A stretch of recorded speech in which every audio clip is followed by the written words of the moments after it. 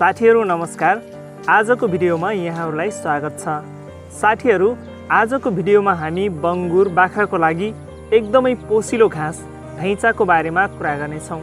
आउनुहोस् साथीहरू, आजको भिडियो सुरु गरौँ। साथीहरू, धैचा विशेष गरी हरियो मलको रूपमा प्रयोग गरिन्छ।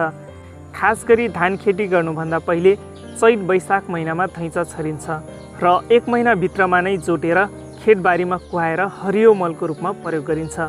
तर पशुपालन गर्ने किसानहरूले यसलाई हरियो घाँसको रूपमा प्रयोग गरेको पाइन्छ।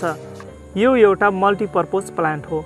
यसलाई हामीले हरियो मलको रूपमा, घाँसको रूपमा र पछि यसको बोटलाई दाउराको रूपमा पनि प्रयोग गर्न सकिन्छ। यो घाँस एकदमै नरम, हरियो र प्रशस्त मात्रामा प्रोटिन हुने भएकाले बाख्राहरूलाई धेरै खुवाइमा छेर्ने गर्दछन्। त्यसैले अन्य अकोसे घाँसहरूसँग मिसाएर दिनुपर्छ वा थोरै मात्र दिनुपर्दछ। धैचालाई हामीले सबै प्रकारका माटोमा लगाउन सक्छौँ।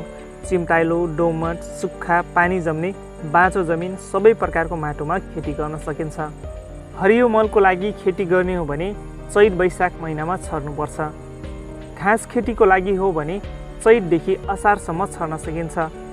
पानी जम्ने जमिनमा खेती गर्ने हो भने वैशाख जेठमा छर्न उपयुक्त हुन्छ वा पानी पर्नुभन्दा पहिले नै छरिसक्नु पर्दछ। बिउ दरको कुरा गर्ने हो भने प्रति कट्ठा 1 केजीको दरले बिउ छर्नु पर्दछ।